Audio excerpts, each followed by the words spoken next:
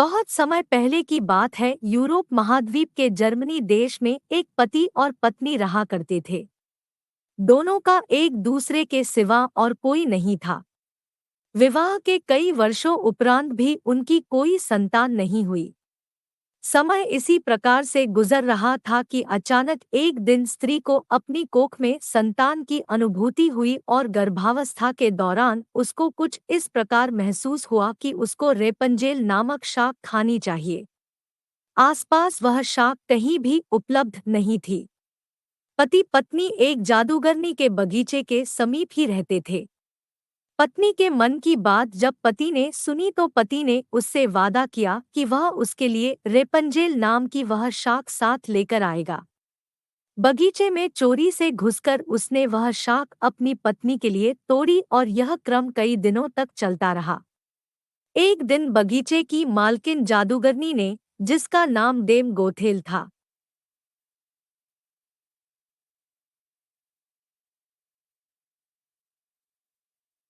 उसे यह चोरी करते हुए देख लिया और जादूगरनी ने पति को बंधक बना लिया। पति जादूगरनी के सामने बहुत गिड़गिड़ाया और अंततः जादूगरनी एक शर्त पर वह शाक उसकी पत्नी के लिए देने के लिए राजी हो गई। शर्त यह थी कि संतान के जन्म के बाद वह उसे जादूगरनी को सौंप देगा।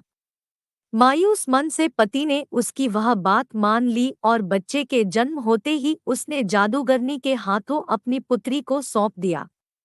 जादूगरनी ने अत्यंत मनोयोग से उसकी पुत्री का पालन पोषण किया और उसका नाम उसी शाक के नाम पर रेपंजेल रखा। रेपंजेल एक अत्यंत रूपवती कन्या के रूप में धीरे धीरे विकसित होने लगी।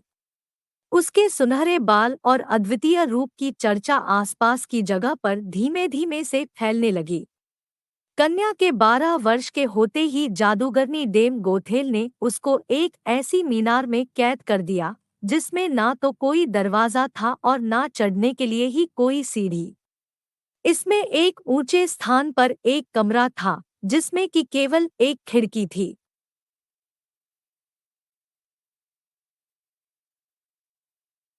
जादूगरनी अपनी जादुई शक्तियों के माध्यम से छोटी बच्ची तक पहुंचती और हर दिन उससे मिलने के लिए दिन के समय जरूर जाती।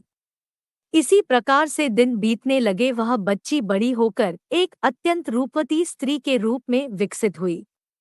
उसके लंबे घने सुनहरे बाल इतने लंबे हो गए कि बाद में जादूगरनी उनके सहारे मीनार पर चढ़कर कमरे में आने और जाने लगी।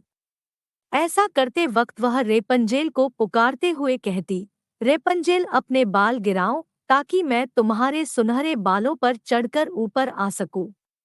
समय इसी तरह से गुजरता गया और एक दिन किसी राज्य का राजकुमार घूमते घूमते उसी क्षेत्र में आ गया जहां पर रेपंजेल उस मीनार में रहती थी।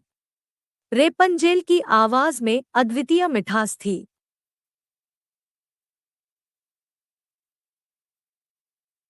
जब वह गाती थी तो जैसे समय ठहर जाता था। एक दिन राजकुमार को टहलते टहलते एक मधुर आवाज सुनाई पड़ी। वह आवाज कहाँ से आ रही है यह जानने के लिए जब राजकुमार मीनार के पास गया तो उसे दिखाई पड़ा कि एक ऊंची मीनार के ऊपर कमरे में एक सुंदर रूपवती स्त्री रहती है। उसकी इस मीठी आवाज को सुनकर राजकुमार उसकी तरफ अत्यंत आकर्षित हुआ और वह अपनी उत्सुकता पर काबू नहीं रख सका। उसने मन में ठान ली कि वह इस बंद मीनार में रहने वाली स्त्री जिसकी आवाज इतनी मधुर है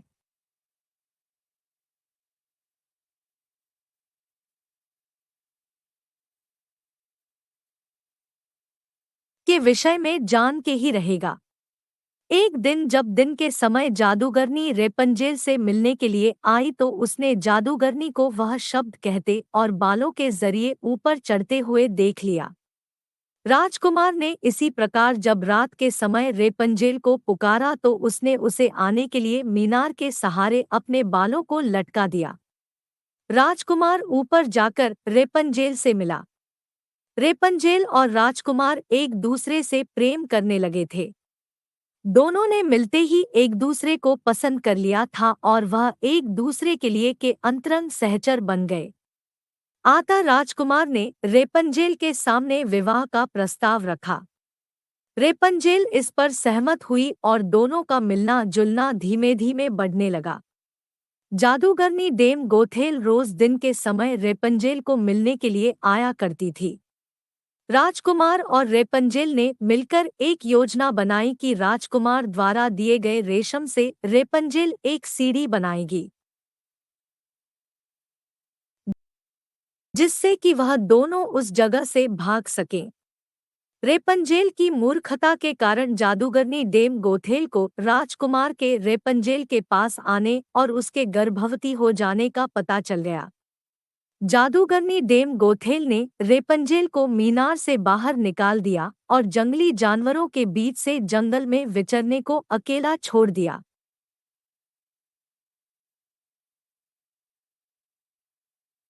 और वह स्वयं उस मीनार के कमरे में जाकर छुप गई। राजकुमार के चढ़ने के लिए उसने रेपंजेल के बालों को काटकर उन्हें मीनार से बाहर लटका दिया ताकि राजकुमार ऊपर चढ़ सके और उसे कोई शंका ना हो। जब राजकुमार रेपंजेल से मिलने के लिए उस रात आया तो रेपंजेल की जगह जादूगरनी को पाकर वह भयभीत हो गया और मीनार से कूद पड़ा, जिससे कि नीचे पड़े कांटों से उसकी दोनों आंखों की रोशनी चली गई। जब राजकुमार नीचे गिरने लगा उसके हाथ में रेपंजेल के कटे हुए बाल आ गए और रेपंजेल की लंबी बालों की लट राजकुमार के साथ ही नीचे गिर गई। नीचे उतर पाने का कोई अन्य तरीका न होने के कारण जादूगरनी डेम गोथेल उस मीनार में फंस गई और अंततः मृत्यु को प्राप्त हुई।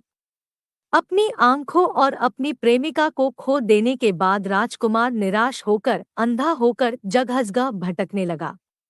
कई महीनों तक इस प्रकार भटकने के पश्चात वह उस क्षेत्र में जा पहुंचा जहां पर रेपंजेल बस चुकी थी। उधर रेपंजेल ने जुड़वा बच्चों को जन्म दिया,